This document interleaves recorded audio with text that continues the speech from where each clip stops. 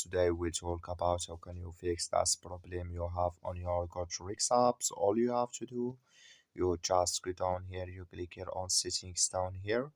So then it's when you click on settings, it's going to take you to this list. And all you have to do, you just go down here. When apps shuffle, you click on it. So then it's going to take you to this list here or apps list. Then you just go down here to looking for GoodRx app. So you just keep going down here when GoodRx shuffle, you click on it. So then it's going to take you to this list, and all you have to do, just click here on first stop, then you click here on OK.